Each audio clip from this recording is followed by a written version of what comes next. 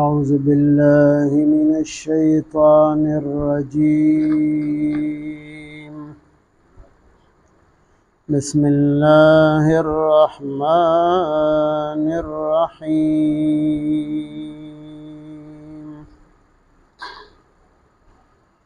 وإذ غدوت من أهلك تبوئ المؤمنين مقاعد للقتال والله سميع عليم. إذ همت طائفتان منكم أن تفشلا والله وليهما وعلى الله فليتوكل المؤمنون. آمنت بالله صدق الله مولانا العظيم.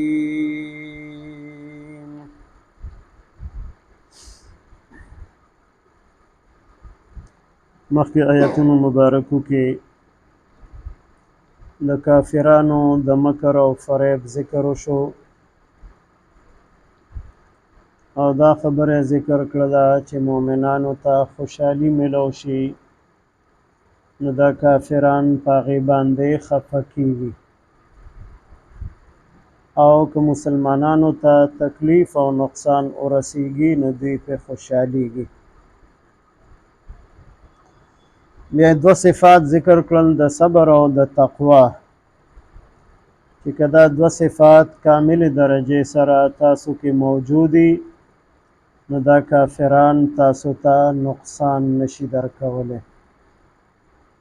او کله چې دې صفاتو کې کمی راشي نو بیا به دا کافران تاسو ته نقصان درکوي. اوس په دې موجوده آیاتونو مبارکو کې الله پاک د غزوه احد ذکر کړی دی چې دا د مدینه منورې نه 2 میله یا 3 میله فاصله باندې بهر دی د یو غر نوم دی او د هغې غر په لمن کې د غر په ویښ کې په یو میدان کې دا جنگ شوی دی ځکه ورته غزوه احد ویلی شي. او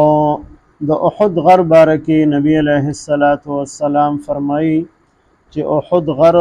زمونږ سره مینه کوي زمونږ سره محبت کوي یعنی بیجان سیز کې هم الله پاک دا صلاحیت اچولی دی دا استعداد اچولی دی چې هغه احد غر هغه د نبی علیه السلام او د مؤمنانو سره محبت کو. د هجرت 3 کالو چې دا جنگ وشو د غزوه بدر نه وروسته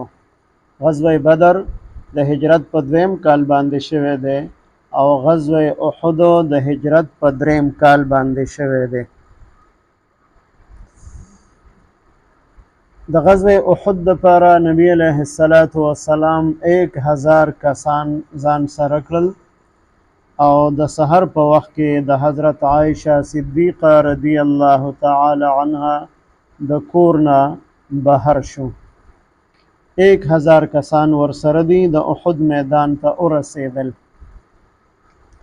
تر دغه وخته پورې دشمن د احد میدان ته نو راغلی. په دې 1000 کسانو کې 300 منافقان شاملو ځکه منافقانو کلمه ویلې وه او په مسجد نبوي کې به په لومبني صف کې مونځ ته ودرېدل او د جهاد میدان ته به تل خو عین په موقع کې به رستو کېدل. نو چې کله یې وکتل چې احد په میدان کې دشمن موجود نه دی نو دوی خپل منځ کې مشوره وکړله ځان له بهانه تلاش کړله او وی ویل چې دشمن شته دی نو موږ چا سره جنګ وکړو لہذا موږ واپس کیږو. نو 300 منافقان په یو ځای باندې په یو وخت باندې د جهاد د میدان نه رسته شو او دې کې د دې مقصد دا چې د مسلمانانو حوصله کمزوري شي ځکه چې کله یو انسان په مقابله کې ولاړی او د سره یو کافی تعداد ملګرتیا کوي او د هغې څه حصه د ده نه جدا شي عین د مقابلې په وخت کې او دی وګوري چې دومره کسان زما نه رسته شو یقینا چې د ده حوصله کې فرق راځي حوصله کمزوري کیږي نو دا 300 منافقان سره د دې چې دوی ته پته وه چې دشمن را روان دی او همدې ځای کې به مقابله کیږي او جنګ به کیږي او دوی دغه بهانه تلاش کړله جنګ ته یې زړه نه یریدل د مرګ نه او د مسلمانانو حوصلې هم کمزوري کول غوښتل 300 منافقان په یو ځای باندې د جنگ د میدان نه رسته شو مدینې منورې ته واپس شو نبی علیه السلام جنگی حکمت عملی اختیار کړله او هر چاته هر یو مجاهد ته خپل خپل ځای په نښه کو چې ته به په دې ځای کې ولاړې د دشمن مقابله وکړې ته به په دې ځای کې ولاړې ته به په دې ځای کې ولاړې ټولو ته خپل خپل مورچې په نښه کړې خوا کې یو وړوکی غر دی چې هغې ته جبل رومات ویلی شي رومات معنی د غشي ویشتونکي په دې باندې نبی علیه السلام 50 تیر انداز مقرر کړل چې تاسو به په دې ځای کې دغه ځای نه د شا طرف نه د دشمن د حملې خطره وه دا د نبی علیه السلام هغه جنگي سپهسالار چې کوم صلاحیت وي او په هغه کې کوم قابلیت وي نو هغه ته نه معلومیږي چې دغه ځای کې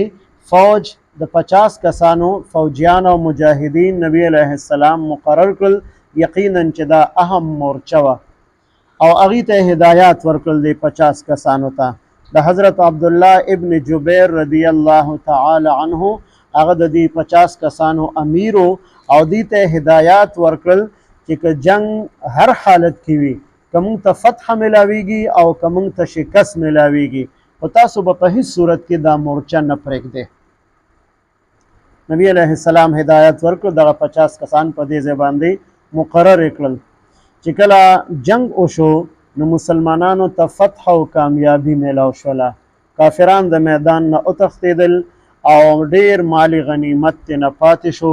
مجاهدینو هغه مال غنیمت را غونډول شروع کړل برا په جبل رومات باندې چې کم 50 کسان مقرر وو هغې چې وکتل چې مسلمانانو ته فتح او کامیابی میلاو شوه نو هغې په خپل منځ کې یو بل ته وویل چې اوس دې ځای کې زمونږ د پاتې کېدو ضرورت نشته دی د نبی علیه السلام په دې ځای کې زمونږ د مقرر کولو مقصد دا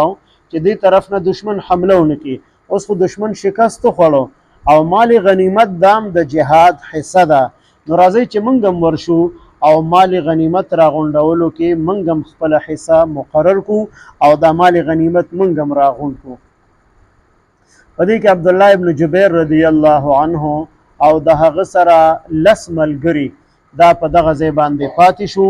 او دا باقي 40 کسان راکوز شو د جنگ میدان ته او مال غنیمت راغونډولو کې حصه واخیستله حالانکه مال غنیمت راغونډول دام د جهاد حصه ده دا مجاهدین ځان نه راغونډي دا به امیر الجهاد سره جمع کیږي بیا به هغه تقسیمي ان دغه لالچ پکې نو چې هر یو کس ځان له څومره مال راغونډ کړي دا به د هغه وي په دغه نیت باندې نو راغلی او به هر حال یو اجتهادي غلطي وشوله د نبی علیه السلام د حکم خلاف ورزي وشوله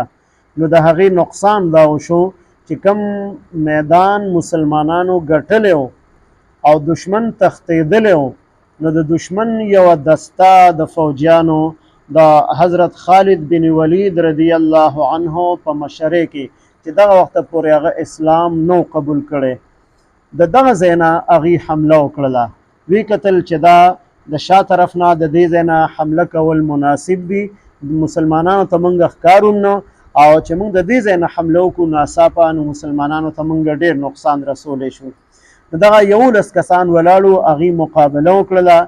او دغه ټول کسان په دغه ځای باندې هغې شهیدان شو دشمن ته موقع په لاس باندې ورغله هم په دغه جبل رومات باندې راوړېدل مجاهدین صحابه هغې مال غنیمت را جمع کولو کې مصروف او ناڅاپه چې حمله وشوله نو د مسلمانانو حوصلې کمزورې شوې بیا ورته پته نه لګېده چې اوس موږ څه وکړو ځکه چې ناڅاپه که یو ډېر تکړه انساني او ناڅاپه پې څوک حمله وکړي نو دی بیا هېڅ هم نشي کولی خلک وایي کلاشنکوپ هم ورسره او ټوپک هم ورسره او دشمن راغی ډزې پې کړو سړی مړ کړو نو که ډېر بادر سړی وي نو د هغه حوصله بیا دغه وخت کې ګډه وډه وي. دغه شان د صحابو حوصلې په دغه ځای کې کمزورې شوې او ګرد او غبار اوچت شو، یو بل ته سخکاره کېدل نو تر دې پورې چې د حضرت حذیفه رضی الله تعالی عنه والد محترم حضرت یمان رضی الله عنه هغه د مسلمانانو د لاسه شهید کړی شو. ځکه څه ورته ښکارېدل نه، دا پته نه لګېده چې قاتل څوک دی او مقتول څوک دی. په هر حال دشمنانو د دغې موقع نه فایده واخیستله او مسلمانانو ته ډېر لوی نقصان ورسېدو او 80 کسان شهیدان شو د مسلمانانو نه په دغه وخت کې د جنگ په دې دویمه حصه کې،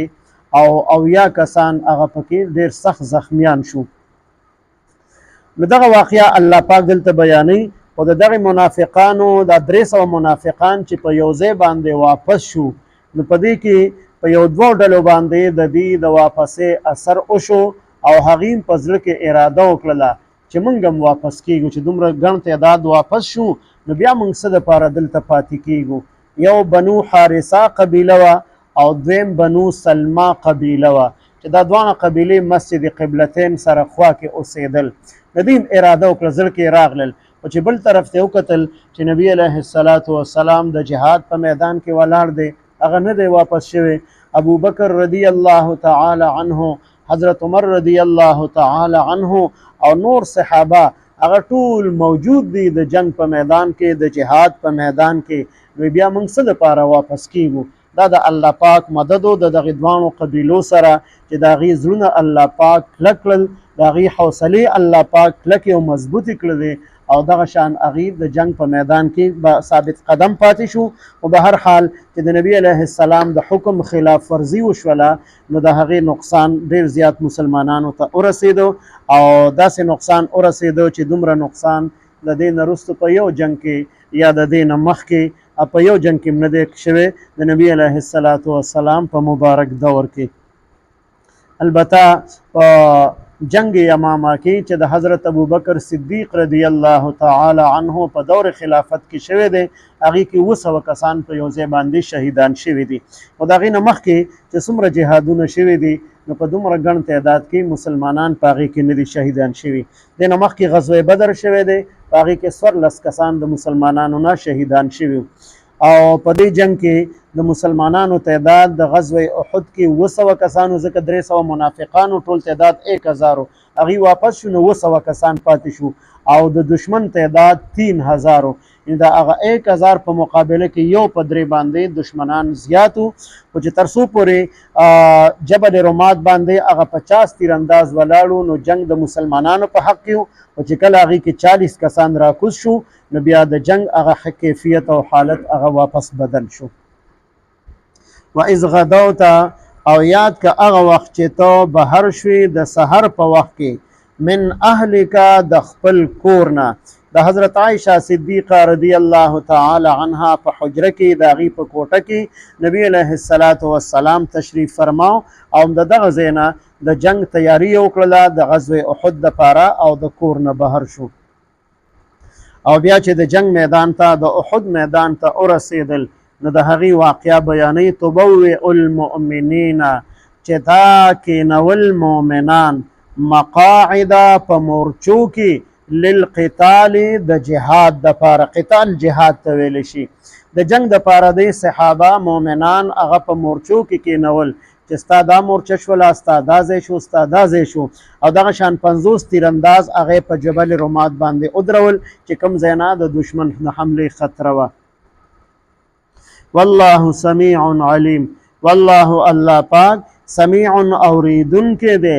علیم او عالم دی د هر چا په نیت باندې، د هر چا خبرې اوري او د هر چا په زړه باندې عالم او خبردار هم دی. اذ همت طائفتان،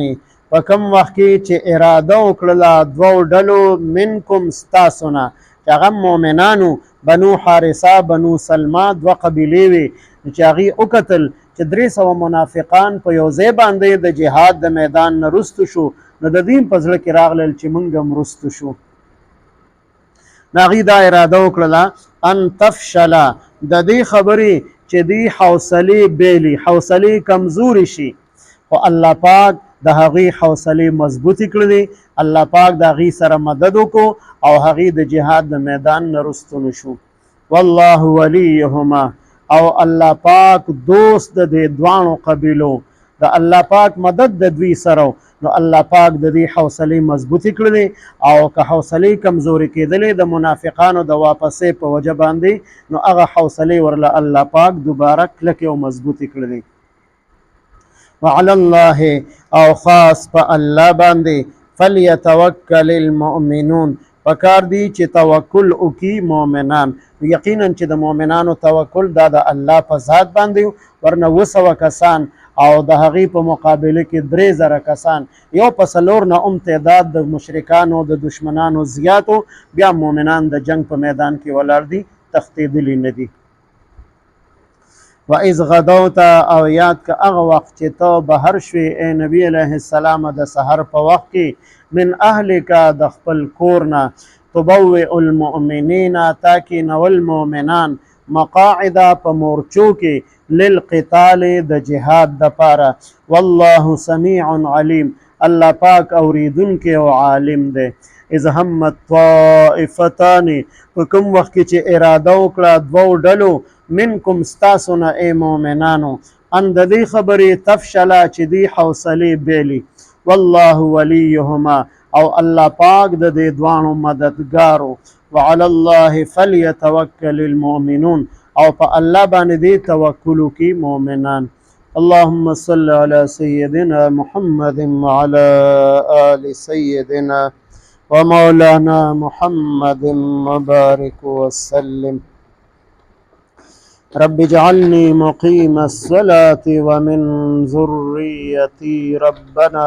وتقبل دعاء. ربنا اغفر لي ولوالدي وللمؤمنين يوم يقوم الحساب.